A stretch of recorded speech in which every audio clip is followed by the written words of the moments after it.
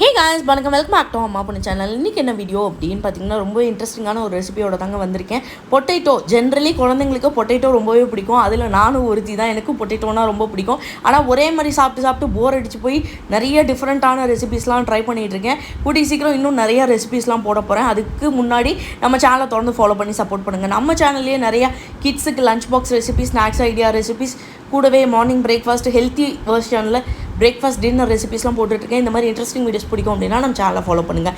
இன்றைக்கி அந்த வகையில் கிட்ஸ் ஸ்நாக்ஸ் ரெசிபி தாங்க. ஹெல்த்தி வெர்ஷனில் ஷாலோ ஃப்ரை ரெசிபி தான். ரொம்ப டீப் ஃப்ரை, ஆயில் ஃப்ரை கொடுக்க மாட்டீங்க அப்படிங்கிறவங்களுக்கு கண்டிப்பாக இது வந்து நல்ல ஆப்ஷனல் தாங்க.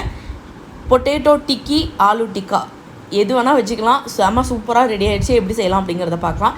நான் 5-6 மீடியம் சைஸ் உருளைக்கிழங்கு எடுத்து நல்லா வாஷ் பண்ணிட்டு அதை பீல் பண்ணிக்கிறேங்க. தோலை பீல் பண்ணிவிட்டு கிரேட்டரில் வச்சு நல்லா சீவிக்கோங்க. இதை வந்து 2-3 டைம் நல்லா ஸ்டார்ச் போகிற வரைக்கும் நீங்கள் வாஷ் பண்ணிவிட்டு நல்லா பிழிஞ்சு தனியாக எடுத்து வச்சுக்கோங்க. நீங்கள் உடனே இதை செஞ்சிடணும், ரொம்ப லேட் பண்ணி செய்ய வேணாம், அதையும் சொல்லிடுறேன். ஒரு அடிகனமான பாத்திரத்தில் 1 டம்ளர் தண்ணி விட்டு நல்லா கொதி வந்ததுக்கப்புறமேட்டு நம்ம பொட்டேட்டோஸ் அதையும் போட்டு நல்லா மிக்ஸ் பண்ணிக்கணுங்க. நல்லா ஒரு 5 மினிட்ஸ் மீடியமில் வச்சு அது பஞ்சு போல் வெந்ததுக்கப்புறமேட்டு தண்ணியை 2 டம்ளர் நீங்கள் ஊற்றி கோல்டு வாட்டர் கூட ஆட் பண்ணிக்கலாங்க. அதை நம்ம கம்ப்ளீட்டாக ஸ்ட்ரெயின் பண்ணிவிட்டு அதில் எந்த தண்ணியுமே நமக்கு இருக்கக்கூடாது பொட்டேட்டோவில். ஸோ அதை பார்த்துக்கோங்க. நம்ம வந்து இதுலேயும் தண்ணி எதுவும் ஆட் பண்ண மாட்டோம். அப்படியே வரமாவில் தான் நம்ம ட்ரை பண்ணோம். செம்ம சூப்பராக வந்துருந்தது. கண்டிப்பாக ட்ரை பண்ணி பாருங்கள். நான் இந்த மெத்தடில் தான் செஞ்சுருந்தேன். உங்கள்கிட்ட குக்கி கட்டர் இருக்குது அப்படின்னா அதையும் வச்சு வேணால் ட்ரை பண்ணி பாருங்கள். அதுவுமே சூப்பராக இருக்கும்.